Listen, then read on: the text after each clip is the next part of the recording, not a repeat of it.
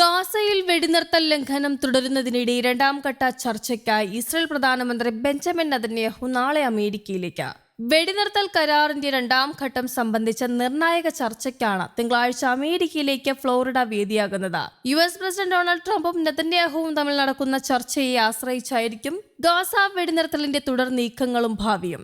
ജനുവരിയിൽ രണ്ടാം ഘട്ട വെടിനിർത്തൽ നടപ്പിൽ വരണം എന്ന നിലപാടിൽ തന്നെയാണ് അമേരിക്ക ഇപ്പോൾ. എന്നാൽ ഗാസയിലെ ഇടക്കാല സർക്കാർ, അന്താരാഷ്ട്ര സേനാ വിന്യാസം, ഹമാസിന്റെ നിരായുധീകരണം ഉൾപ്പെടെയുള്ള നിർണായക വിഷയങ്ങളിൽ വ്യക്തത രൂപപ്പെടുത്താൻ ഇനിയും ആയിട്ടില്ല എന്നതാണ് വാസ്തവം. പാകിസ്ഥാൻ ഉൾപ്പെടെയുള്ള പല മുസ്ലിം രാജ്യങ്ങളും ഗാസയിലേക്ക് സേനയെ അയക്കില്ല എന്ന നിലപാട് സ്വീകരിച്ചതോടെ അമേരിക്ക കൂടുതൽ വെട്ടിലായ സാഹചര്യമാണിപ്പോൾ. ഗാസയിൽ നിന്ന് പൂർണ്ണമായിട്ടും സൈന്യത്തെ പിൻവലിക്കില്ല എന്ന ഇസ്രായേൽ തീരുമാനവും രണ്ടാം ഘട്ട ചർച്ചയ്ക്ക് തിരിച്ചടിയാകുകയാണ്. കരാറ് അട്ടിമറിക്കാനുള്ള ഇസ്രായേൽ നീക്കത്തെ അമർച്ച ചെയ്യണമെന്ന് ഈജിപ്ത് ഉൾപ്പെടെ മധ്യസ്ഥ രാജ്യങ്ങൾ അമേരിക്കയോട് ആവശ്യപ്പെട്ടിട്ടുമുണ്ട്. അതിനിടെ ഗാസയിലും വെസ്റ്റ് ബാങ്കിലും ഇസ്രായേൽ ആക്രമണം ഇന്നലെയും തുടരുന്ന സാഹചര്യമുണ്ടായി. അധിനിവേശ വെസ്റ്റ് ബാങ്കിലെ ഖബാദിയയിൽ ഇസ്രായേൽ സൈന്യം പിടിമുറുക്കുകയും പ്രദേശത്ത് സമ്പൂർണ്ണ കർഫ്യൂ ഏർപ്പെടുത്തുകയും ചെയ്തു. നിരവധി പലസ്തീൻകാരെ അറസ്റ്റ് ചെയ്തതായും റിപ്പോർട്ടുകളുണ്ട്. സൊമാലിയയുടെ ഭാഗമായ സൊമാലിലാൻഡിനെ സ്വതന്ത്ര രാജ്യമായി അംഗീകരിച്ച ഇസ്രായേൽ നടപടിക്കെതിരെ അറബ് ലീഗും OICയും ശക്തമായ പ്രതിഷേധമാണ് അറിയിച്ചത്.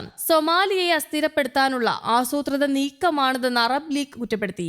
അതേസമയം പലവിധ കാരണങ്ങൾ ചൂണ്ടിക്കാട്ടിക്കൊണ്ട് വെടിനിർത്തൽ രണ്ടാം ഘട്ടം തടസ്സപ്പെടുത്താനുള്ള ഇസ്രായേൽ നീക്കങ്ങൾക്ക് തിരിച്ചടിയാണ് നേരിടുന്നത്. ഇസ്രായേലിന്റെ ശക്തമായ എതിർപ്പിനിടയിലും ഗാസയിൽ രണ്ടാം ഘട്ട വെടിനിർത്തൽ യാഥാർത്ഥ്യമാക്കാൻ അമേരിക്കൻ നീക്കം ശക്തമാകുന്നു. ജനുവരിയിൽ തന്നെ രണ്ടാം ഘട്ട വെടിനിർത്തൽ നടപ്പിൽ വരുത്താൻ അമേരിക്ക തീരുമാനിച്ചതായാണ് US ഇസ്രായേൽ മാധ്യമങ്ങൾ റിപ്പോർട്ട് ചെയ്തത്. ഇസ്രായേൽ പ്രധാനമന്ത്രി ബെഞ്ചമിൻ നെതന്യാഹുവിന്റെ US സന്ദർശന വേളയിൽ പ്രസിഡന്റ് ഡൊണാൾഡ് ട്രംപ് രണ്ടാം ഘട്ട വെടിനിർത്തൽ സംബന്ധിച്ച പ്രഖ്യാപനം നടത്തും എന്നതാണ് സൂചന. അതേസമയം വെടിനിർത്തൽ സാധ്യത അട്ടിമറിക്കാൻ ആസൂത്രിത നീക്കമാണ് ഇസ്രായേൽ തുടരുന്നത് എന്ന് മധ്യസ്ഥ രാജ്യമായ ഈജിപ്ത് കുറ്റപ്പെടുത്തി രംഗത്തെത്തി. ഗാസയിൽ വെടിനിർത്തൽ നിരന്തരം ലംഘിക്കുന്ന ഇസ്രായേൽ നീക്കം ഇതിന്റെ തുടർച്ചയാണെന്നും ഈജിപ്ത് ചൂണ്ടിക്കാട്ടി. ഗാസയിലും വെസ്റ്റ് ബാങ്കിലും ഇസ്രായേൽ കഴിഞ്ഞ ദിവസങ്ങളിൽ ആക്രമണം നടത്തിയത് ഏറെ പരിതാപകരമായിരുന്നു. ഗാസയിലെ സ്ഥിതി കൂടുതൽ ആപത്കരമാണെന്ന് അന്താരാഷ്ട്ര സന്നദ്ധ സംഘടനകളും അറിയിച്ചു.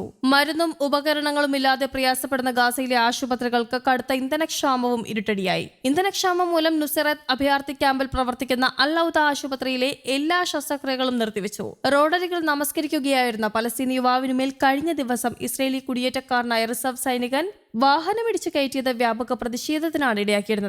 അതിനിടെ തുടർച്ചയായ രണ്ടാം വർഷവും ഗ്ലോബൽ ബ്രാൻഡിംഗ് ഇൻഡെക്സിൽ അവസാന സ്ഥാനത്തേക്ക് ഇസ്രായേൽ പിന്തള്ളപ്പെട്ടു. അതേസമയം ഗാസയിലേക്ക് അവശ്യ വസ്തുക്കളുടെ വിതരണം തടഞ്ഞ് ഇസ്രായേൽ ഭരണകൂടം.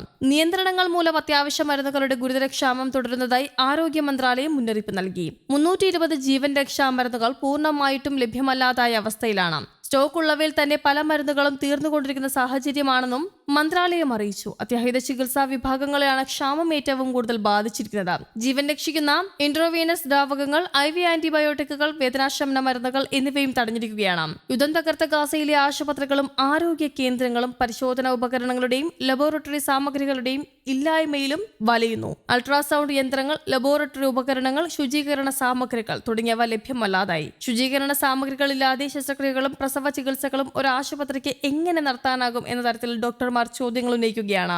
ഗാസയിലേക്ക് മെഡിക്കൽ സാധനങ്ങൾ എത്തിക്കുന്ന പ്രക്രിയ അനാവശ്യമായി വൈകിപ്പിക്കുകയാണെന്ന് ലോകാരോഗ്യ സംഘടനയും മറ്റ് ഐക്യരാഷ്ട്ര ഏജൻസികളും ചൂണ്ടിക്കാട്ടിയിരുന്നു. ഇസ്രായേൽ നടപടിക്കെതിരെ കടുത്ത ആശങ്ക അറിയിക്കുകയും ചെയ്തു. അന്താരാഷ്ട്ര ഏജൻസികൾ പ്രതികരിച്ചതോടെ അനുമതി നിരക്കുകളിൽ ചെറിയ പുരോഗതി ഉണ്ടായെങ്കിലും മരുന്നുകളും ചികിത്സാ ഉപകരണങ്ങളും ഗാസയിൽ എത്തിക്കുന്നത് മന്ദഗതിയിൽ തന്നെ നിലനിർത്തി. ആക്രമണത്തിൽ തകർന്നടിഞ്ഞതിനാൽ സ്ഥലം, സൗകര്യങ്ങൾ, ജീവനക്കാർ, മെഡിക്കൽ സാമഗ്രികൾ ഇവയെല്ലാം പ്രതിസന്ധി തുടരുകയാണ്. ഇതിനിടയിലാണ് ജീവൻ രക്ഷാ മരുന്നുകൾ വരെ തടയുന്നത്. പരോക്ഷ വംശഹത്യാ ശ്രമങ്ങൾ തുടരുകയാണ് എന്നാണ് വിമർശനം. ആരോഗ്യ മന്ത്രാലയത്തിന്റെ കണക്കുകൾ പ്രകാരം ഏകദേശം 2 ലക്ഷം ആളുകൾ അടിയന്തര ചികിത്സ കാത്തു കഴിയുകയാണ്. ദീർഘകാല രോഗങ്ങൾക്കുള്ള ചികിത്സയിൽ ആയിരക്കണക്കിന് ആളുകൾ നിസ്സഹായരായി കാത്തിരിക്കുകയാണ്. ഓങ്കോളജി മരുന്നുകളിൽ 70% കുറവാണ് നേരിടുന്നത്. ഏകദേശം 1000 ക്യാൻസർ രോഗികൾക്ക് ചികിത്സ ലഭിച്ചിട്ടില്ല. ചികിത്സാ പ്രോട്ടോകോളുകൾ പൂർത്തിയാക്കാനാകാതിരുന്നതിനെ തുടർന്ന് പലരും മരിച്ചതായും മന്ത്രാലയം അറിയിച്ചു. News desk, Kerala Kaumudi.